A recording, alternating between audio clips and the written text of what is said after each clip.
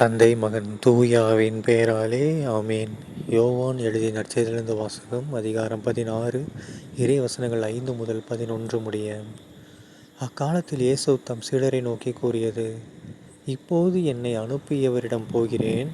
ஆனால் உங்களுள் எவரும் நீர் எங்கே போகிறீர் என்று என்னிடம் கேட்காமலேயே நான் சொன்னவற்றை குறித்து துயரத்தில் மூழ்கியுள்ளீர்கள். நான் உங்களிடம் சொல்வது உண்மையே. நான் போவதால் நீங்கள் பயனடைவீர்கள். நான் போகாவிட்டால் துணையாளர் உங்களிடம் வரமாட்டார்.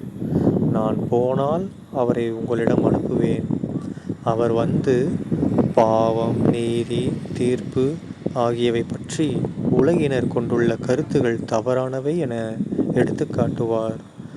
பாவம் பற்றிய அவர்கள் கருத்து தவறானது, ஏனெனில் என்னிடம் அவர்கள் நம்பிக்கை கொள்ளவில்லை. நீதி பற்றிய அவர்கள் கருத்து தவறானது, ஏனெனில் நான் தந்தையிடம் செல்கிறேன், நீங்களும் இனி என்னை காண மாட்டீர்கள்.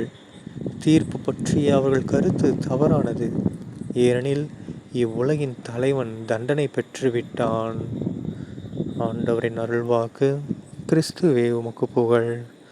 அன்பார்ந்த சகோதர சகோதரிகளே, இன்று பாஸ்கா 6ஆம் வாரம் மே 27ஆம் தேதி 2025ஆம் வருடம் செவ்வாய்க்கிழமை. இன்றைய நற்செய்தியில் பாருங்கள், நம்ம இயேசு கிறிஸ்து ஆண்டவர் என்ன சொல்கிறாரு? நான் இந்த பூமியில் இருந்தது போதும், நான் இப்போ எங்கே போகிறேன், என்னை யார் அனுப்புனாரோ அவர்கிட்டயே போகிறேன் அப்படின்ட்டார். ஓகேங்களா? அப்படின்னா யார்? மறுபடியும் கடவுள்கிட்டயே அவர் போகிறாரு, விண்ணகத்துக்கு போகிறாருன்னு அர்த்தம். ஓகேங்களா? அது மட்டும் இல்லாமல் அவர் என்ன சொல்கிறாரு?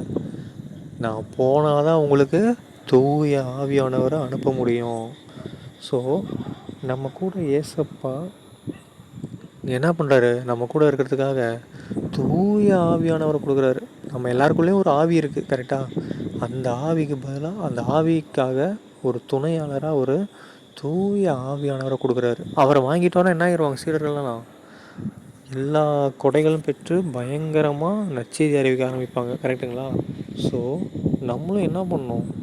ஏசப்பா எனக்கும் அந்த தூய ஆவியின் கொடைகளை கொடுங்க, தூய ஆவியானவரை நீங்கள் விட்டுட்டு போனீங்க இல்லையா, அவரை எனக்கும் கொடுங்கன்னு சொல்லி நம்ம எல்லோரும் வேண்டுவோம்.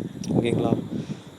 ஏன்னா அப்போ தான் நம்ம இந்த உலகத்தோட பார்வைக்கிலிருந்தும் கடவுளுடைய பார்வை எப்படி இருக்குன்னு நம்மளால் கவனிக்க முடியும், கணிக்க முடியும். அதை நம்ம அதன்படி வாழ முடியும். ஏன்னா நம்ம இந்த உலகத்து பார்வையிலேயே தான் வாழ்ந்துட்டுருப்போம். அதனால தான் ஏசப்பா சொல்லிட்டார் பாருங்கள், உங்கள் கருத்தெல்லாம் தவறானதுன்ட்டார்.